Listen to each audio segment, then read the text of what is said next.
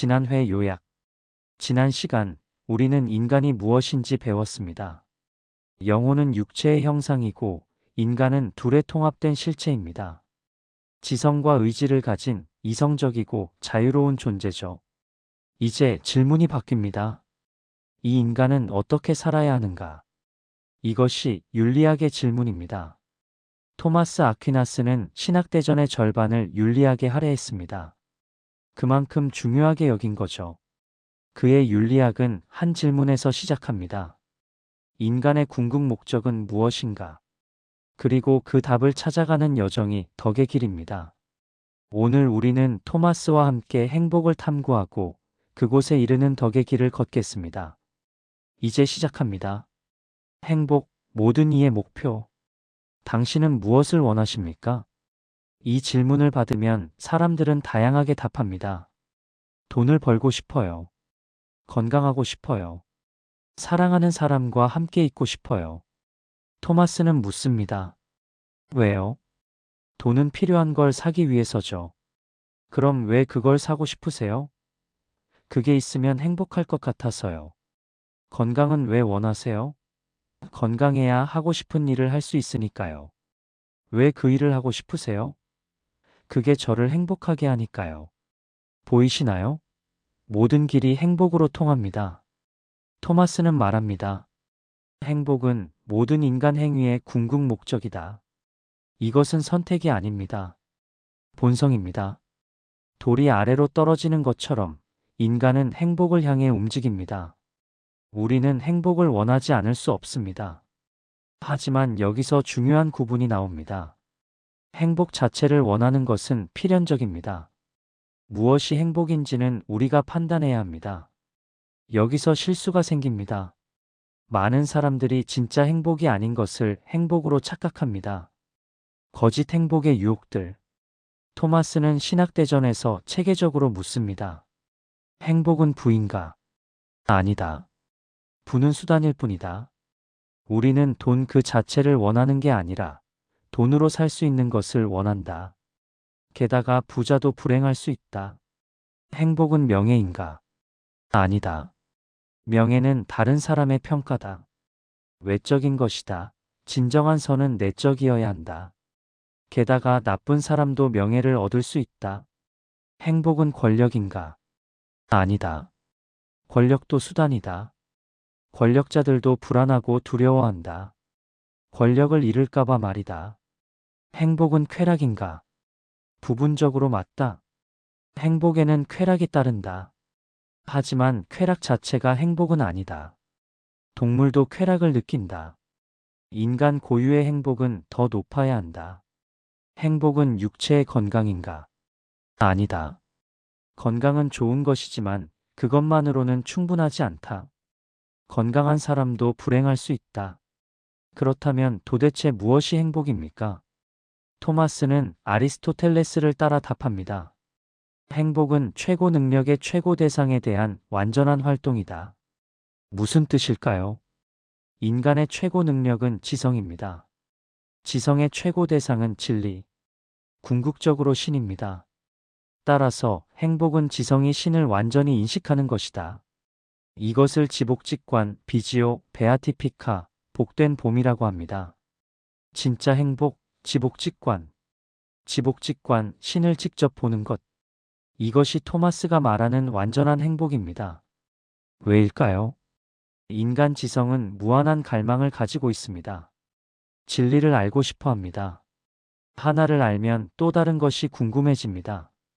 끝이 없습니다. 이 갈망은 언제 만족할까요? 모든 진리의 원천인 신을 알 때입니다. 신은 무한한 진리, 무한한 선, 무한한 아름다움입니다. 신을 직접 본다면 더 이상 물을 게 없고 더 이상 원할 게 없습니다. 완전한 만족입니다. 이것이 지복입니다. 하지만 문제가 있습니다. 이 땅에서는 불가능합니다.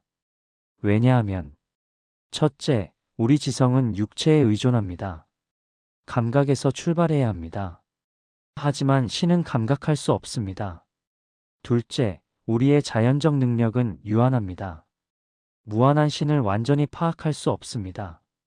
따라서 이 땅에서 신을 보려면 은총, 즉 초자연적 도움이 필요합니다. 그리고 그것은 천국에서 주어집니다. 토마스는 명확합니다. 완전한 행복은 천국에서만 가능하다. 그렇다면 이 땅에서는 불완전한 행복이 가능합니다. 그것이 덕에 따른 삶입니다. 당신의 한 번의 클릭이 누군가에게는 생각의 전환점이 될 수 있습니다. 좋아요와 구독 부탁드립니다. 덕이란 무엇인가? 덕. 이 단어를 들으면 뭐가 떠오르세요?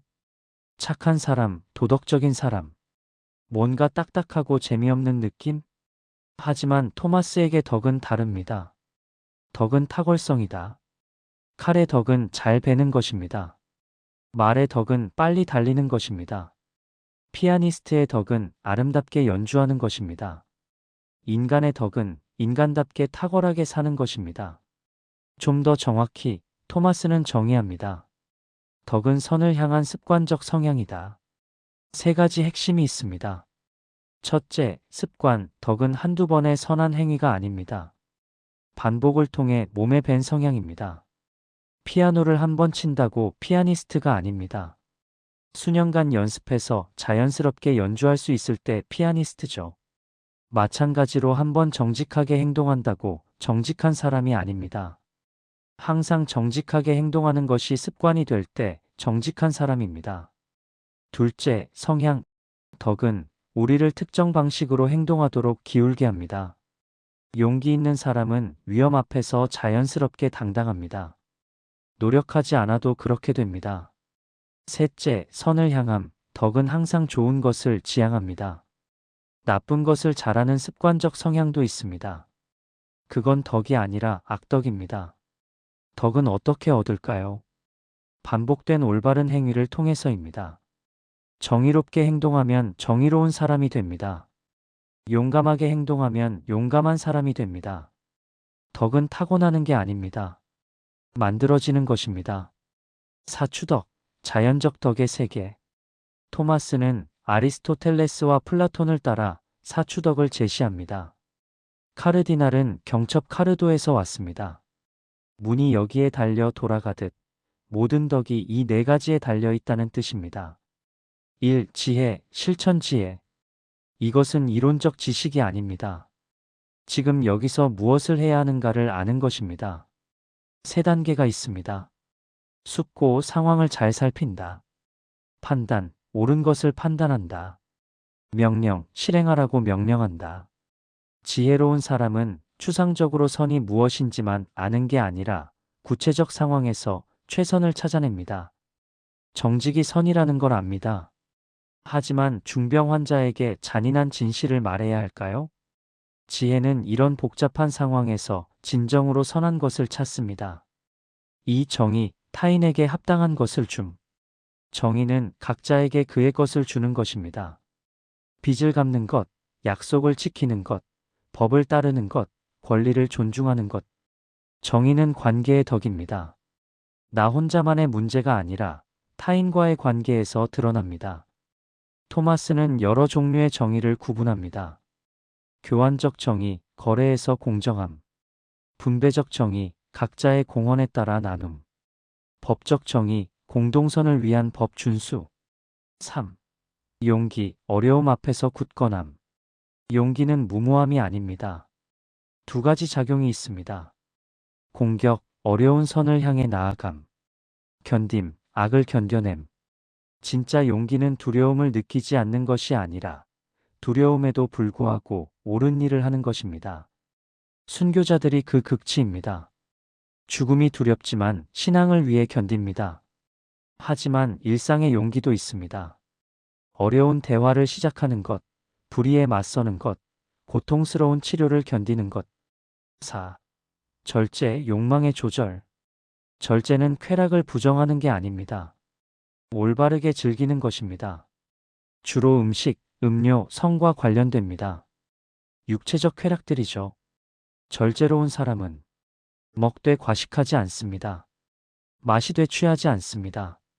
쾌락을 누리되 중독되지 않습니다. 핵심은 이성의 통제 아래 두는 것입니다. 이 네 가지 덕은 자연적입니다. 즉, 인간 이성과 노력으로 획득할 수 있습니다. 하지만 완전한 덕스러운 삶을 위해서는 더 필요합니다. 3대 덕, 초자연적 선물. 기독교는 사추덕에 3대 덕을 더합니다. 띠올로지컬은 신에 관한이라는 뜻입니다. 이 덕들은 직접 신을 지향합니다. 그리고 중요한 점, 우리가 만드는 게 아니라 신이 주십니다. 1. 믿음. 믿음은 맹목이 아닙니다. 토마스에게 믿음은 신의 증언에 기초한 지성의 동의입니다. 우리는 신이 말씀하셨기 때문에 믿습니다. 예, 삼위일체를 이성으로 증명할 수 없습니다. 하지만 신이 계시하셨기에 믿습니다. 믿음은 이성을 거스르지 않지만 이성을 넘어섭니다. 2. 희망. 희망은 낙관주의가 아닙니다. 신의 도우심으로 천국에 이를 수 있다는 확신입니다. 두 가지 요소가 있습니다. 천국은 어렵다, 우리 힘으로는 불가능. 하지만 신이 도우신다, 따라서 가능. 희망은 절망과 자만 사이의 중용입니다. 절망은 나는 구원받을 수 없어라고 말합니다. 자만은 내 힘으로 구원받을 수 있어라고 말합니다. 희망은 신의 은총으로 구원받을 수 있어라고 말합니다. 3. 사랑. 토마스에게 사랑은 모든 덕의 여왕입니다. 왜냐하면 사랑은 신과의 우정입니다. 사랑은 다른 모든 덕에 형상을 줍니다. 사랑만이 영원히 지속됩니다. 믿음과 희망은 천국에서 사라집니다. 보고 있으니 믿을 필요 없고 이미 도달했으니 희망할 필요 없습니다. 하지만 사랑은 영원합니다. 토마스는 아우구스티누스를 인용합니다. 사랑하라. 그리고 내가 원하는 것을 하라. 사랑한다면 원하는 것이 이미 선할 것이기 때문입니다. 사추덕 더하기 3대 덕, 7덕. 이것이 기독교, 덕, 윤리의 핵심입니다. 중용의 원리. 그런데 덕을 실천하려면 어떻게 해야 할까요? 토마스는 아리스토텔레스의 중용 원리를 채택합니다. 덕은 두 극단 사이의 중간이다. 예를 들어봅시다. 용기. 1. 과잉, 무모함, 두려움이 너무 적음. 2. 중용, 용기, 적절한 두려움과 대담함. 3. 부족, 비겁함, 두려움이 너무 많음. 절제. 1. 과잉, 무감각, 쾌락을 전혀 안 느낌, 비정상. 2. 중용, 절제, 적절히 즐김. 3. 부족, 방종, 쾌락에 빠짐. 관대함. 1. 과잉, 낭비, 너무 많이 줌. 2. 중용, 관대함, 적절히 줌. 3. 부족, 인색함, 너무 적게 줌. 하지만 주의할 점. 중용은 수학적 중간이 아닙니다.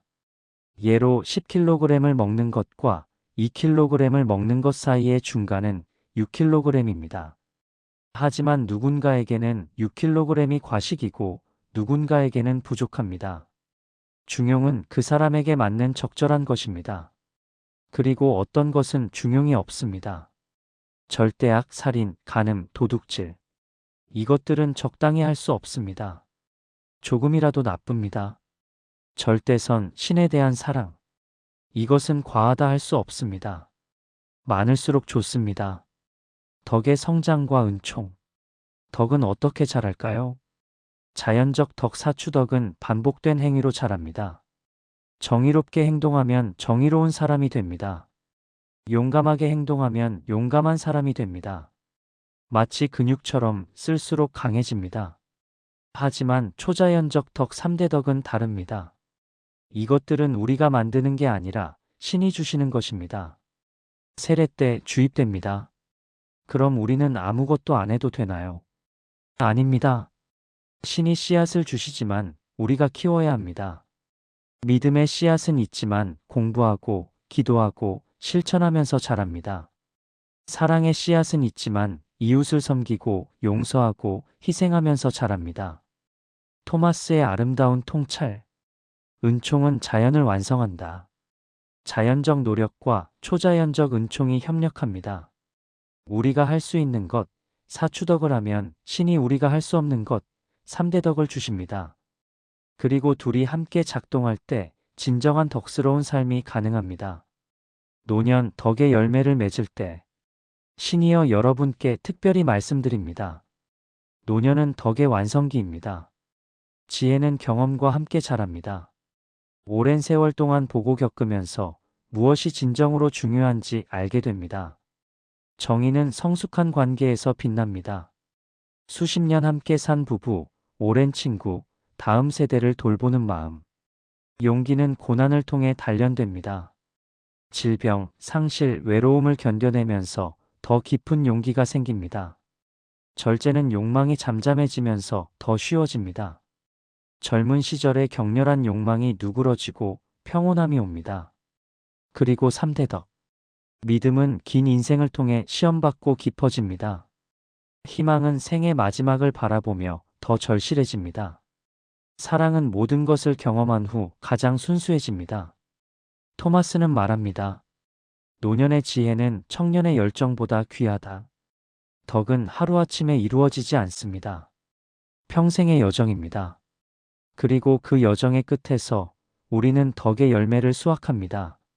오늘 우리는 행복으로 가는 길을 배웠습니다. 진짜 행복은 신을 보는 것, 지복직관입니다. 그리고 그 길을 걷는 방법이 덕입니다.